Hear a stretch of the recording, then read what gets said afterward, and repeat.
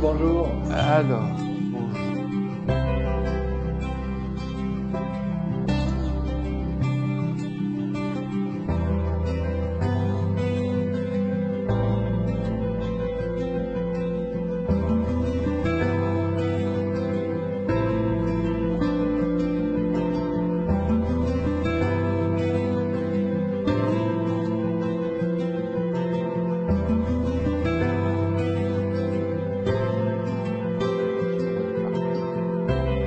Vous voyez, maintenant je parle, tout à l'heure on s'est parlé, la compréhension était là.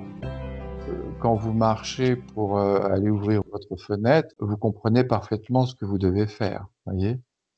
La compréhension, le son, les mots aussi, parce que vous vous dites, à un moment donné, tiens, je vais faire ceci ou je vais faire cela. Sur des regards portés sur le son et la compréhension, ils sont partout, tout est partout. Regardez, vous voyez, on a porté les regards sur la connaissance la dernière fois, mais la connaissance est partout, vous voyez. Vous me voyez maintenant, la connaissance est là, elle est spontanée. On ne parle pas de connaissances bien rangées dans notre mémoire, d'auteurs, d'idées politiques ou des choses comme ça. Il y a une connaissance spontanée qui est là, voilà, et qui est libre, celle-là. Vous voyez la différence entre une connaissance libre et spontanée et une connaissance, je dirais, contactée. Vous voyez, quand vous pensez à quelque chose. Oui, je connais un tel, oui, j'ai lu. Vous contactez votre mémoire. Mais dans la connaissance spontanée, libre, vous n'avez pas besoin de contacter votre mémoire, elle est là et elle jaillit à chaque seconde. Vous voyez, elle est libre, celle-là. On va aller de plus en plus vers cette liberté intérieure. Vous voyez, ces facultés de la vie qui participent à chaque seconde de la vie, mais qui sont libres, vous voyez, complètement libres. Alors, évidemment, on va prendre une distance vis-à-vis de notre mémoire. Voilà. Mais pour ça, il faut porter les regards, et notamment sur le son et la compréhension. On est à la page 175. On va parler justement de l'univers du mental et de la mémoire. L'univers du mental est celui de la mémoire et des mots. L'univers de l'esprit, celui des concepts et des idées, est certainement le plus délicat pour nous, êtres humains, êtres pensants. Et oui, il est très délicat ce plan des idées et des concepts. Vous arrivez à attraper un concept, une idée, comme un objet que vous prenez dans les mains, voyez. Et cependant, c'est là. On a des idées, on a des concepts. Lorsque je parle, il y a des mots. Chaque mot a son concept. Et les mots que je mets les uns derrière les autres, ce sont des concepts qui s'associent et qui nous permettent et qui vous permettent de comprendre ce qui est dit. Voyez, les mots, c'est du son. Voilà. Maintenant, je pourrais parler en chinois, mais vous ne pourriez comprendre ce qui est dit. Cependant, les mots chinois ont des concepts aussi. Les Chinois comprennent le chinois. Ces concepts, c'est de l'impalpable. C'est le monde de l'invisible. C'est le monde de l'esprit. C'est imaginer un monde de cristal. On voit de vagues reflets, voyez. On sait qu'il est là, mais quand on le regarde, il est transparent. Ce monde conceptuel est transparent, voyez, comme l'esprit. L'esprit, c'est l'aspect le plus subtil de notre être. Un jour, nous serons totalement l'esprit. Même l'âme, à un moment donné, c'est l'esprit qui reste et qui rejoint la source. Alors ça, bon, évidemment, voilà. On peut le croire ou ne pas le croire, hein. Moi, je vous le dis, bon, maintenant. Alors, on va peut-être commencer parce que, vous voyez, on n'a pas commencé. L'univers du mental est celui de la mémoire et des mots. L'univers de l'esprit, celui des concepts et des idées, est certainement le plus délicat pour nous, êtres humains, êtres pensants. Oui, je m'arrête encore un petit peu parce que il est délicat parce que intangible, mais néanmoins, il contient une lumière. Voyez, ce plan de l'esprit, ce plan des concepts, c'est une lumière. C'est pas la lumière de conscience, mais néanmoins, chaque mot contient la synthèse d'une expérience. Voyez, quand je dis le pain, il y a beaucoup de choses dans le mot pain. Vous avez plein de choses. Vous savez qui a fait le pain, qui fait le pain, de quoi est fait le pain, si vous mangez du pain, quelle couleur a le pain, quel goût a le pain. Vous voyez, tout ça est là dans une synthèse. Vous ne la voyez pas. Elle est invisible, cette synthèse. Vous voyez, c'est quelque chose de magique. On est dans la présence de quelque chose que complètement imperceptible, intangible, mais qui cependant est bien là. Alors il y a un gros problème avec ce monde des concepts et des idées, c'est qu'on peut y mettre n'importe quoi. Tout et n'importe quoi. Voyez? Voyez le grand problème de l'être humain. Et après, eh bien, on vit au travers de ce grand n'importe quoi. S'il y a n'importe quoi dans nos idées, dans nos concepts, eh bien, on vit dans un grand chaos, voyez, dans un grand n'importe quoi. Et puis, ça donne ce que ça donne sur Terre, c'est-à-dire un grand n'importe quoi, un grand chaos. Voyez. Pas très reluisant, d'ailleurs. Voilà, alors j'ai dit un petit peu ce que je voulais dire. Voyez, donc c'est intangible, c'est invisible, mais c'est là, et c'est une lumière qui éclaire notre vie. S'il y a des distorsions dans cette lumière, s'il y a des choses fausses dans cette lumière, on va vivre avec ces choses fausses. Voyez le problème? Vous comprenez un peu plus peut-être pourquoi il est tellement essentiel de mettre de l'ordre dans notre vie. C'est Krishnamurti qui disait mettez de l'ordre dans votre vie, voyez? Parce que cet ordre, vous allez l'assimiler dans votre esprit après. Il faut vivre avec un esprit qui voit clair, qui ne contient pas des choses tordues. Tu voulais dire quelque chose, Jean-Marc? Oui, parce que tout à l'heure, je regardais un Hercule Poirot, tu sais, c'est une série c'est un détective Hercule Poirot. Ouais, ouais, ouais. Et une scène qui m'a frappé, c'est, on voit trois personnages qui discutent et il y a un des personnages qui parle de quelqu'un qui aurait escroqué quelqu'un d'autre, enfin, tu vois. Et ce personnage dit, il est gallois. C'est un gallois du pays de Galles, il est gallois. Et il y a un deuxième personnage qui dit, ah, ça m'étonne pas, ça m'étonne pas, on peut pas faire confiance aux Gallois. Tu vois. Et elle explique, c'est une femme, elle explique, elle dit que elle avait une secrétaire qui était galloise et cette secrétaire qui tapait ses romans, c'est une romancière, l'a quittée du jour au lendemain sans prévenir. Et donc, voilà, elle dit, voilà, ça m'étonne pas, euh, on ne peut pas faire confiance aux Gallois. Ça, cette structure qui est en elle, ça fait partie des concepts, ça. Il y a le mot gallois, hein, le mot gallois en elle, on va dire. Il y a donc le son gallois, et ensuite le sens général, on va dire, de ce mot, et après derrière les concepts, c'est-à-dire la synthèse de l'expérience individuelle vécue par rapport, on va dire, à tout ce qui se rapporte à ce mot en particulier. C'est ça en fait. Oui, c'est ça. C'est Donc ça, elle, mais il peut y avoir en plus ce qu'on nous a mis dans la tête, en dehors de l'expérience, ce qu'on a en appris, dehors de notre propre expérience.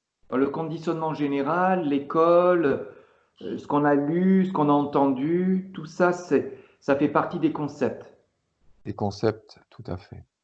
D'accord. Non, Cet vas-y. exemple-là, c'est un bon exemple C'est un de... très bon exemple. Ah oui, oui, oui. Ouais, voilà, Oui, donc tu parce vois, que chacun peut avoir des idées sur tout le monde. On peut avoir des idées sur les Allemands, on peut avoir des idées sur les Italiens, sur les Arabes, sur les Américains, sur tout ce qu'on veut, hein. Sans avoir jamais connu d'Américains ou d'Africains ou de, je sais pas moi, vous voyez. Simplement par ce qu'on dit d'une manière générale, vous voyez. ouais, c'est un petit peu comme les Français vis-à-vis des Anglais, quoi. On dit qu'il y a beaucoup de Français qui n'aiment pas les Anglais, ou, enfin, tu vois. Mais ça vient de l'école avec la guerre de 100 ans.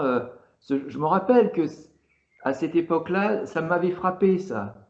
Et je sais qu'il y a pas mal de gens que je connais qui n'aiment pas les Anglais, mais sans connaître les Anglais. Tu vois, ils sont même jamais allés en Ah oui, Angleterre. oui. Ah, Et c'est fou parce que c'est de la haine, en fait, hein. C'est grave parce que on sent que c'est une forme de haine, tu vois. ouais, ouais. Mais c'est une forme de haine qui, si on ne regarde pas cette chose, d'où elle vient, pourquoi j'ai une sorte de ressentiment vis-à-vis des Allemands ou des Anglais, peu importe, hein. Si on ne regarde pas, cette haine se perpétue, se renforce, elle ne bouge pas, quoi, tu vois. Oui, elle ne bouge pas. C'est terrible, hein, cette histoire. Oui, c'est entretenu lorsque on appartient à des groupes, à des communautés ou à des choses comme ça. Vous voyez, on crée une forme de grande famille. Et puis tous ceux qui sont en dehors, vous voyez, tout ça, ce sont des choses qui sont dans notre esprit. C'est de l'intangible, c'est de l'invisible. Et Mhm. cependant, c'est une lumière qui éclaire notre champ de conscience, comment dire, qui crée des sentiments. Nous avons des émotions, nous avons des sentiments ou même des ressentiments en fonction de ce que l'on pense. Voyez comme ce plan des idées et des concepts, il faut vraiment y faire très très attention. Un problème, disons, qui se pose d'autant plus puissamment, c'est que on a des réflexes psychologiques, on a des réactions. Là Mhm. aussi, on touche à l'esprit, on touche à ce qu'on a mis dans notre esprit. Voyez, l'idée que moi je suis ceci, que moi je suis cela, que moi je suis le corps, que moi je comprends, que moi je vois, que moi j'ai des talents, ou alors que moi au contraire je n'ose pas, je suis quelqu'un plutôt de... Vous voyez, on peut mettre beaucoup de choses là-dedans. Et on vit au travers de cette lumière, et cette lumière, évidemment, elle descend dans notre sensibilité, dans nos émotions, dans nos sentiments. Alors, voyez comme cette dimension de l'esprit, elle est très spéciale, parce qu'elle est à la fois une lumière qui va éclairer notre vie, mais le problème, c'est qu'elle peut contenir, et elle contient, beaucoup d'idées fausses, beaucoup d'idées reçues, et pas la vérité. Vous voyez? Et c'est le Christ qui disait, c'est la vérité qui vous délivrera. C'est c'est pas vos idées, c'est pas les idées des uns et des autres.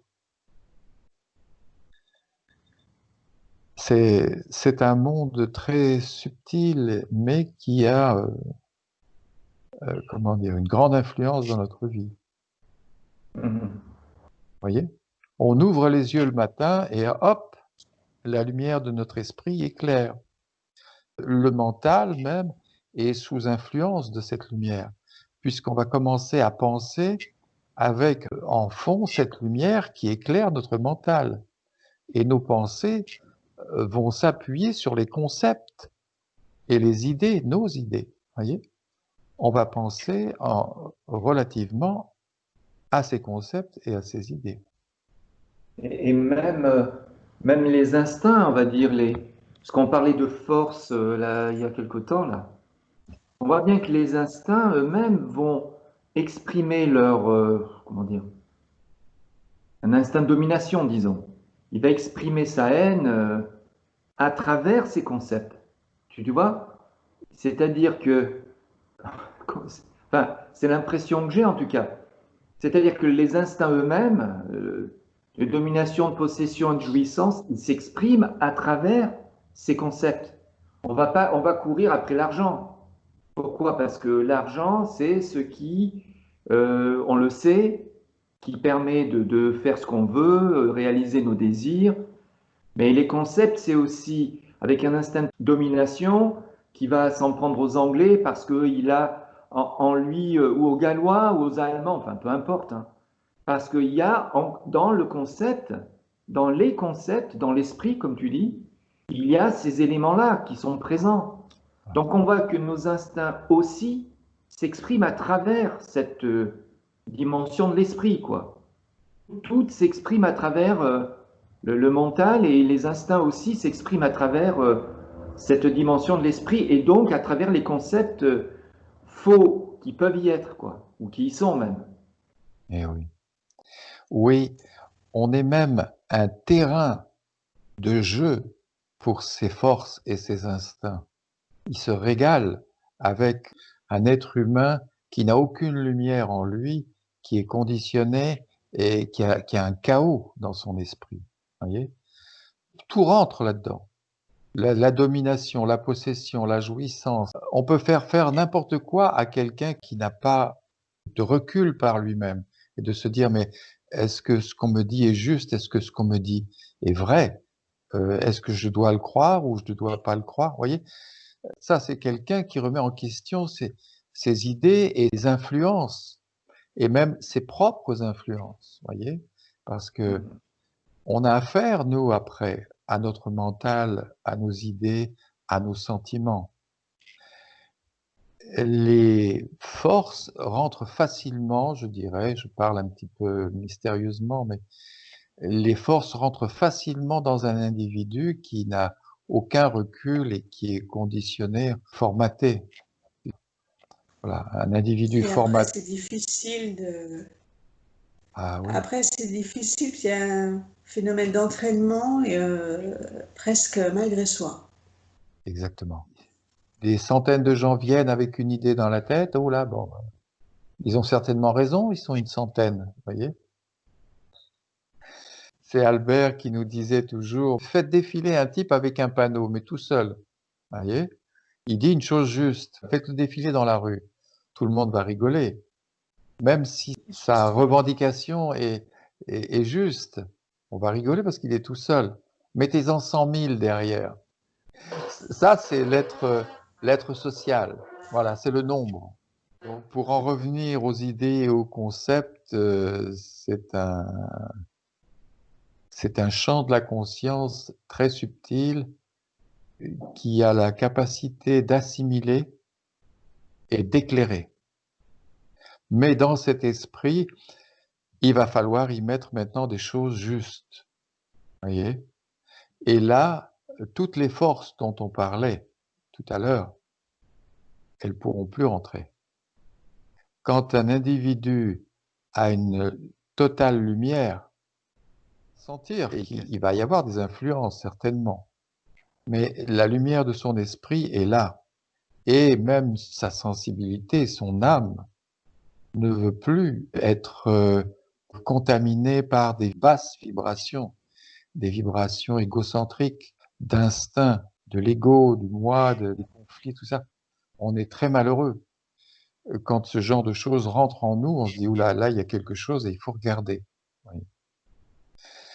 On en parlait avec Jean-Marc et je lui disais, ce qui est rigolo, c'est que dans cette expérience, à un moment donné, on a une lumière, mais on a aussi une sensibilité et notre âme est en alerte quand la vibration est pervertie.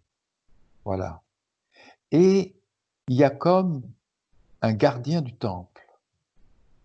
On crée sans le savoir, hein, il y a comme quelque chose qui garde le temple. Vous êtes un temple, voyez. Vous êtes une âme, une sensibilité, un esprit, une conscience.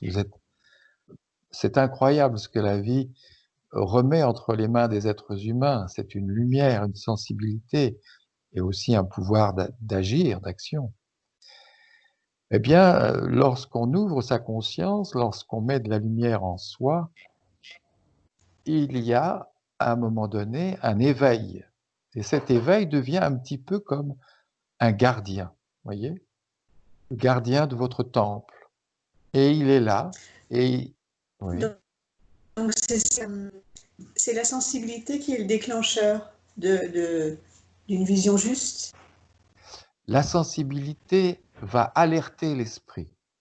Et elle va lui dire, je suis troublée, je suis malheureuse, il y a quelque chose qui ne va pas, il y a quelque chose qui est là et qui ne me plaît pas. Alors, qu'est-ce qui ne me plaît pas? Des pensées. D'où viennent ces pensées? Est-ce que c'est un sentiment?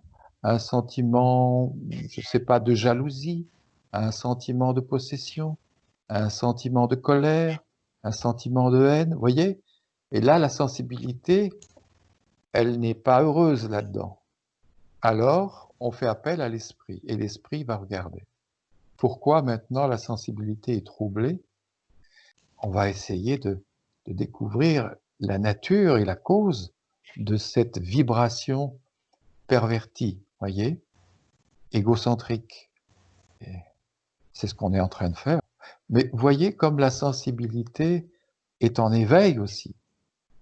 L'esprit est en éveil, voyez. On porte des regards. C'est l'éveil de l'esprit. Mais la sensibilité, elle est en alerte aussi. Elle est aussi en éveil. Et tu as raison, c'est la sensibilité qui va nous alerter, parce qu'il faut le vivre sensiblement, hein, que quelque chose nous trouble, que quelque chose ne va pas. Et naturellement, on va porter notre esprit, voyez, cette lumière, je dis notre esprit, mais la lumière de la conscience, et elle va éclairer. Donc ça, c'est le rôle de l'esprit qui prend le relais. C'est l'esprit qui prend le relais.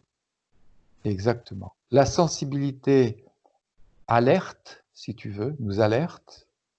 Elle dit à l'esprit, éclaire, j'ai besoin de cette lumière.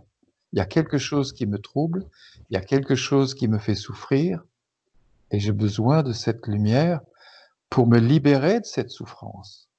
Je n'en veux plus. L'âme va goûter de plus en plus à une grande liberté, une grande plénitude, une grande paix, une harmonie, une fluidité énergétique. Voyez? Oui. Vas-y, vas-y. Mais si l'esprit a des concepts et des idées fausses Ah, du conditionnement culturel, ou là, il va y avoir un choc. Comment exactement. ça va se passer? Eh bien, c'est la lumière de conscience qui entre en jeu. La lumière de conscience, elle, est au-delà des concepts et des idées. Quand on porte un regard, c'est une lumière qui éclaire. C'est pas la lumière de notre esprit conditionné. C'est une lumière au-delà de nos idées, de nos concepts. C'est une très bonne question que tu poses là. La lumière qui regarde, c'est pas la lumière de notre esprit. Si on regardait avec la lumière de notre esprit, il y aurait une, comment on pourrait dire, une lumière, mais qui a déjà une lumière de mémoire, un esprit qui a déjà assimilé des concepts et des idées, et qui se traduirait par mots, par des explications, par des concepts, par des blablas. Mais là, il y a... C'est ce qu'on fait tout le temps. Et voilà le drame. Et oui, Pascal, tu as 1000 fois raison. C'est ce qu'on fait tout le temps. On y va avec les blablas, les idées, les arguments. Et oui, c'est parce que si, parce... Arrêtez-vous, entrez dans le silence et laissez la lumière regarder. Voyez, c'est ce que disait le Christ, si vous ne redevenez comme un petit enfant. Petit enfant, il regarde, il contemple. Regardez, contemplez. Voyez, c'est ce qu'on dit depuis le début. Prenez conscience. Et qu'est-ce que la conscience? C'est porter un regard dans le silence. Voyez? Et dans ce silence, il y a une lumière. Alors on va dire, oui, mais on voit pas grand-chose. Ben non, vous n'avez jamais regardé. Qu'est-ce que vous voulez voir? Laissez d'abord la lumière éclairer, faire œuvrer. Un bébé, il voit rien au début. Il a bien les yeux ouverts, mais il voit rien. Il voit pas à 5 centimètres, il voit rien du tout même. Et puis petit à petit, voilà, la conscience en lui va concevoir un champ de conscience. Alors laissons cette lumière. Voyez ce que c'est que la méditation. La méditation, c'est surtout pas faire blabla et blabla et blabla et blabla. Toutes les méditations nous mènent au silence, nous conduisent au silence. Pourquoi? Parce que c'est dans ce silence que la lumière peut éclairer. On va apprendre à être silencieux dans la méditation, dans le regard. Voyez pourquoi ce calme est important. La paix est importante. Et Quand on est dans cette dimension qui est au-delà du mental, qui est donc au-delà de l'esprit individuel, comme tu dis, et de ses concepts, quand on est connecté à cette dimension, justement, comme tu le disais tout à l'heure, il n'y a plus, on ne vit plus ces concepts. On ne vit plus du tout. On est au-delà. On est au-delà. Et on se rend compte aussi que le principal concept, c'est la notion de moi. C'est moi qui vois, moi qui entends, moi qui fais, moi qui pense, etc. On se rend compte aussi quand la connexion est puissante. Autrement dit, que cette dimension est vécue puissamment, de façon intense. On se rend compte que tout est là, c'est-à-dire qu'on voit, qu'on entend, qu'on voit les mêmes choses, mais sans notion de moi. exactement. C'est-à-dire qu'il n'y a rien qui change en fait, mais on réalise, il y a une prise de conscience qui est importante, c'est qu'on réalise que tout ce sur quoi se collait une notion de moi continue à se faire et donc se fait naturellement sans une notion de moi, sans qu'on ait besoin d'un moi au milieu.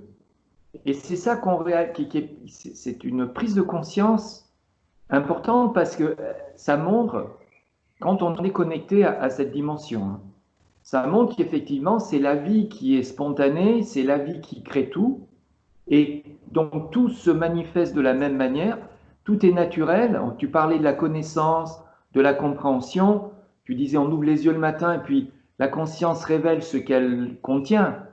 Mais tout se manifeste spontanément, on vit notre vie, on comprend comme on comprenait avant, tout se fait naturellement, sans aucun problème, et en même temps, ce qui est perçu nettement, c'est qu'il n'y a pas de notion de moi et qu'on n'en a pas besoin. Il n'y en a pas besoin. Alors que quand on est dans la dimension mentale, quand on retombe dans l'autre dimension, là, on peut avoir, et on a souvent une notion de moi qui fait ceci, qui fait cela, qui voit, qui entend, qui ouvre la porte, qui conduit la voiture, etc. Ce qui est complètement faux.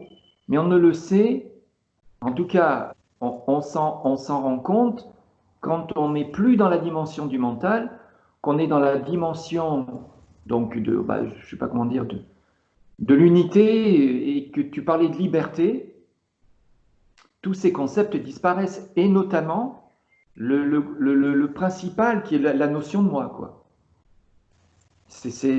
Et tu parlais de liberté, la liberté, c'est être libre de tous ces concepts qui sont dans le mental, individuel, on va dire, et notamment la notion de moi. C'est ça la liberté. Quand on est dans cette dimension au-delà du mental, on vit la liberté. Être libre du mental et de tout ce qu'il contient. C'est ça en fait. Oui. Le mental, on se demande ce qu'il vient faire au milieu. Il vient compliquer les choses beaucoup. Alors que la vie est très simple sans mental. Combien de moments, enfin, ça c'est tout le monde qui le vit plein de fois, tous les jours ou presque. Combien de fois on se retrouve dans des situations où physiquement on est tranquille, il n'y a pas de problème particulier, extérieurement, on peut être chez soi par exemple, ou dans un endroit, dans un parc, dans un jardin. Je prends ces exemples-là parce que c'est des exemples de tranquillité extérieure, on va dire. Alors que, donc, le maintenant, le moment présent, on va dire, serait propice à goûter à une détente, à une paix intérieure, à une tranquillité intérieure.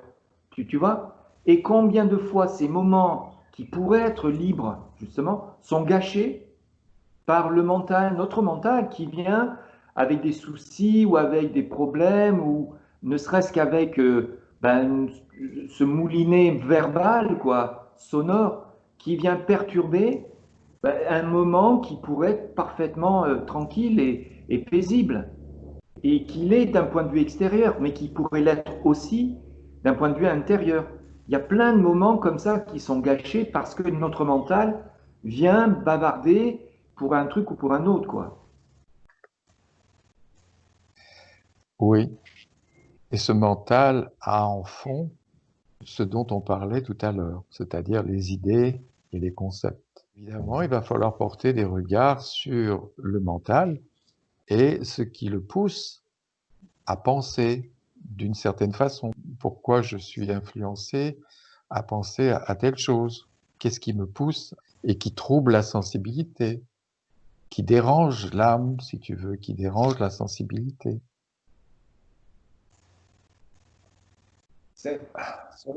Sur le plan physique, pour donner un exemple de ce qu'on disait, là, ce que tu as rappelé à l'instant, c'est-à-dire que c'est l'âme qui tire le signal d'alarme et qui dit à l'esprit, à la lumière, viens voir ce qui se passe, il y a un truc qui ne va pas, je suis troublé, il y a un malaise, je vis un malaise, et viens voir un peu ce qui se passe.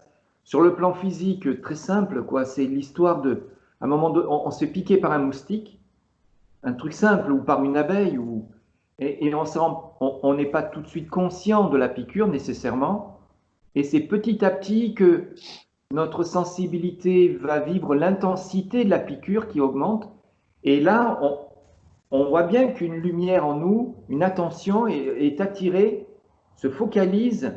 Imaginons que je me fasse piquer sur le mollet, sur la jambe. Tout le monde a vécu ça.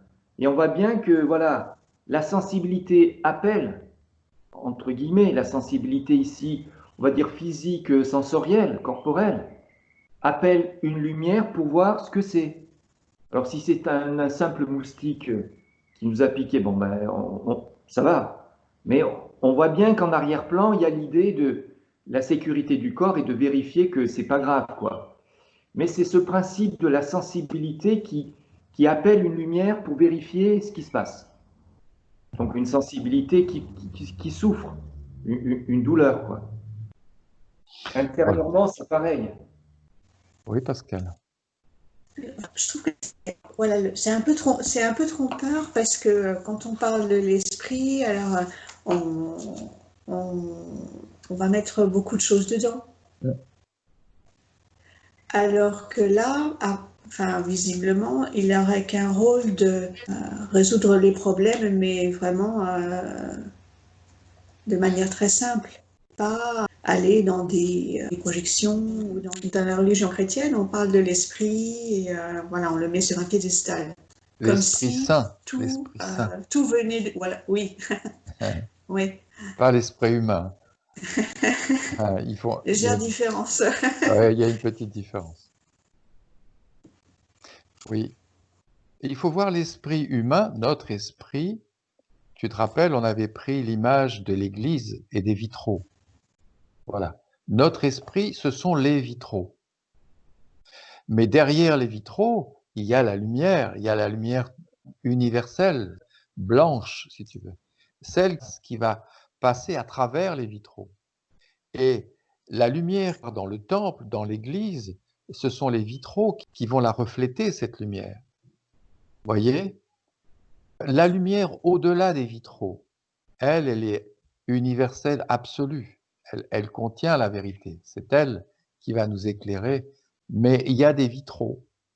Et nos concepts, nos idées, ce sont les vitraux.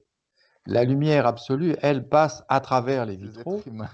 Et chaque être humain a ses vitraux. Chaque être humain a son esprit.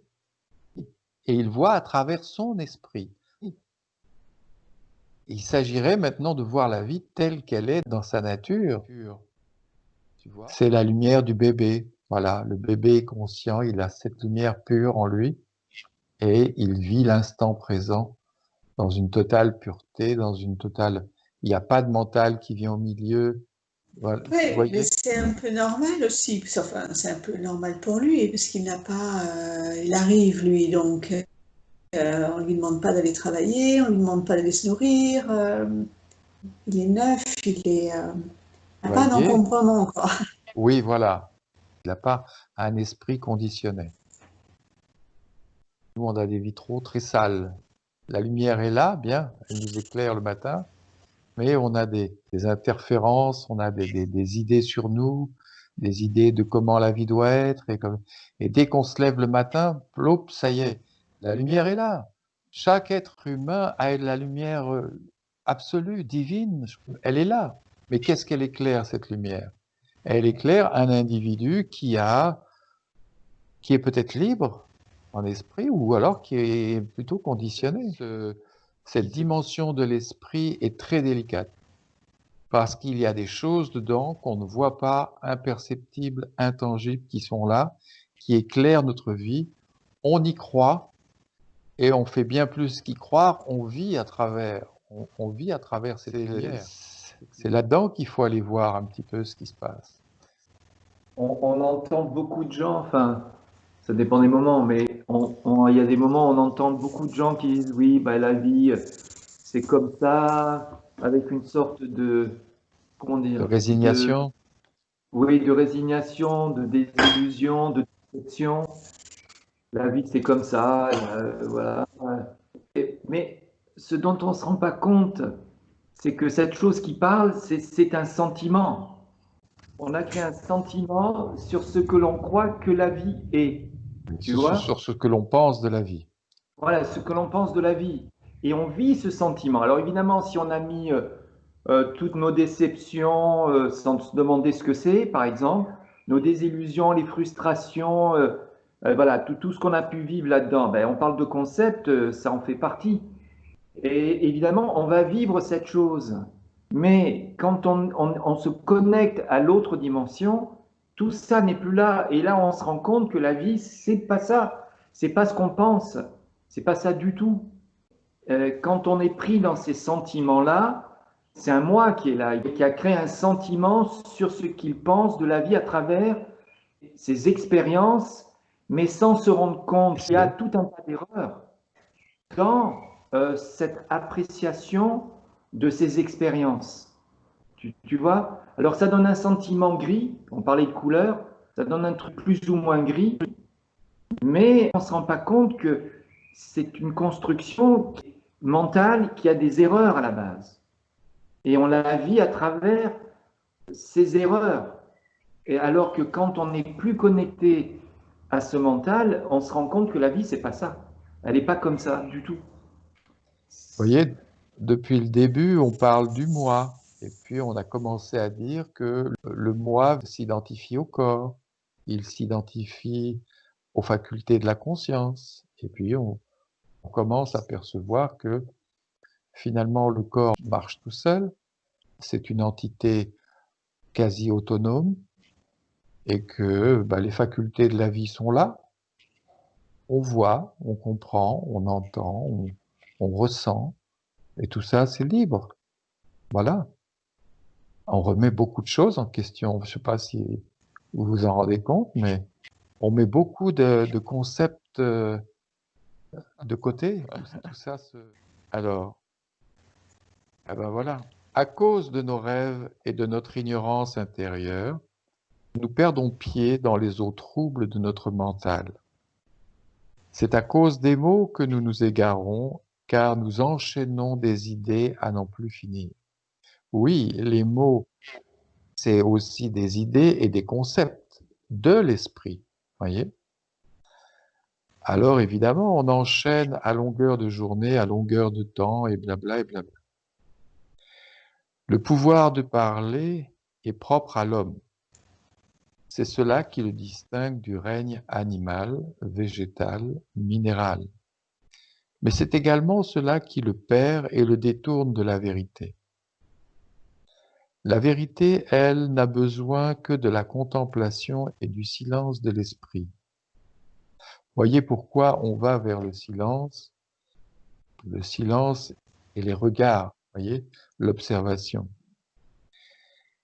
Les mots, les sons, bien qu'ils soient nécessaires et qu'ils aient des pouvoirs, ne sont que des outils, un moyen d'expression. On peut me dire maintenant, mais tu emploies des mots. Oui, on emploie des mots, mais derrière les mots, qu'y a-t-il derrière les mots? Voyez, les mots véhiculent et expriment des idées, des concepts. Mais est-ce que les idées et les concepts sont justes? Voilà, c'est là où il faut aller voir maintenant. Quand j'affirme quelque chose, quand je vis un sentiment, est-ce que c'est juste? Qu'y a-t-il derrière cette idée? Les mots suggestionnent la mémoire, le mental. Ils ont le pouvoir d'éveiller toutes sortes d'idées, de souvenirs, de sentiments en nous. Il y a notre mental, il y a nos pensées, il y a ce que l'on dit nous-mêmes, mais il y a ce qu'on vous dit de l'extérieur.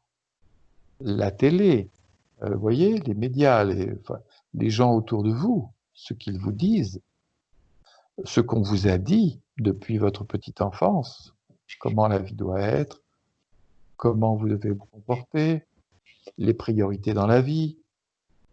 On vous l'a dit avec des mots. Et ces mots ont conçu des concepts, des idées. Et après, vous y croyez. Vous dites, ah bah oui, bah dans la vie, il faut être quelqu'un, il faut être ceci, il faut être cela, il faut... Bien. Et c'est là, après. On se dit, tiens, mais on m'a mis ça dans la tête. Bien, très bien. Il faut être quelqu'un, il faut faire ceci, il faut faire cela, mais pourquoi il faut être quelqu'un et qui je suis? Alors, on peut se poser la question à un moment donné. Il y a un être social en nous. On a tous un être social, mais l'être social, est-ce qu'il est l'être vivant, le vivant en nous? Non, il est une conception, voyez? On a créé un être social en nous. On sait comment se comporter, on sait ce qu'il faut dire en société, ce qu'il ne faut pas dire, voyez? Il est là, cet être social. Il est présent. Quand on est en société, bing, c'est lui qui vient devant et on sait dire bonjour, comment parler, dire ceci, dire cela. Mais il y a quelque chose derrière l'être social. Il y a l'être, ce que vous êtes, vous, en tant qu'être vivant. Voyez, ça, c'est pas un être conditionné, ça. C'est l'être vivant en vous, au-delà de tout, au-delà de vos concepts, de vos idées, de tout conditionnement. Les mots suggestionnent la mémoire, le mental. Ils ont le pouvoir d'éveiller toutes sortes d'idées, de souvenirs, de sentiments en nous.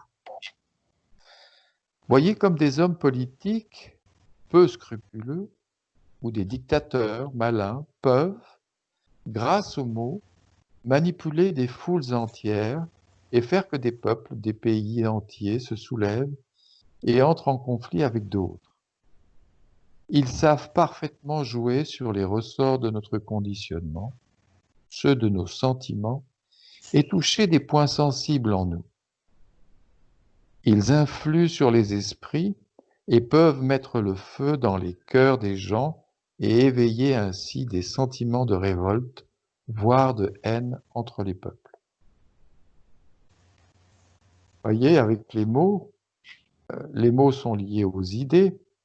Les idées, on les vit à travers notre sensibilité, dans nos émotions. Voyez, et des gens peuvent, de l'extérieur, jouer sur des idées, des concepts. Vous voyez, l'esprit de patriotisme. Bien, on peut jouer avec ça après. Les mots ont des pouvoirs comme celui de structurer, de concevoir, d'élaborer des projets, de mettre en œuvre les idées que nous projetons. Et oui, remarquez bien, quand vous avez une idée, vous êtes obligé de penser. Ah, j'ai l'idée de construire une maison. Ah, alors, qu'est-ce que je vais faire? Bon, il va bien falloir que vous pensiez Voyez, que vous employiez le mental, que vous vous serviez des mots, de votre expérience. Voilà, alors je vais faire la salle à manger ici, la salle de bain là-bas, un petit salon, une terrasse, voilà. Ouais. Il faut parler pour ça. Mais les mots sont là et tricotent. Les mots conçoivent un champ conceptuel. Voyez? Si on ne parle pas et qu'on reste dans le silence, on ne peut pas construire une maison. Voyez? Si on dit bien, j'ai l'idée de construire une maison, et puis je me mets en méditation et je reste là comme ça.